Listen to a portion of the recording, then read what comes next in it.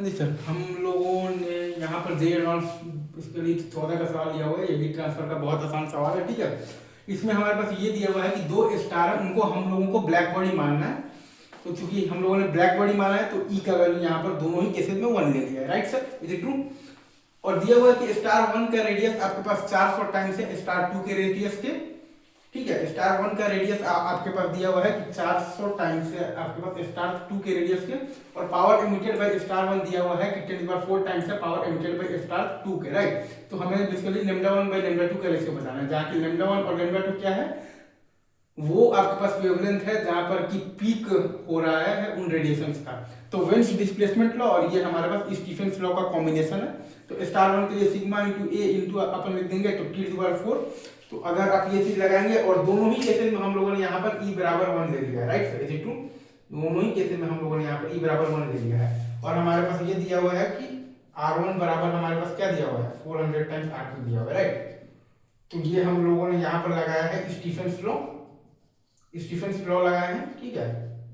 और ये हम लोगों ने लगाया है वेन्स लॉ, ठीक है। तो स्टार 1 के लिए अगर आप लिखिएगा ना सर, तो आपके पास आ जाएगा सिग्मा इंटू ए इंटू आ जाएगा आपके पास T⁴ का वैल्यू आ जाएगा सिग्मा इंटू 4πr1² इंटू आ जाएगा आपके पास T1⁴। और स्टार 2 के लिए आप लिखिएगा तो सिग्मा इंटू ए इंटू आ जाएगा आपके पास T⁴ मतलब ये आ जाएगा आपके पास सिग्मा इंटू 4πr2² इंटू आ जाएगा आपके पास T⁴। स्टार 1 के लिए आप लिखिएगा तो सिग्मा इंटू ए इंटू आ जाएगा आपके पास T⁴, और वो बराबर आ जाएगा आपके पास सिग्मा इंटू 4πr1² इंटू आ जाएगा आपके पास T1⁴।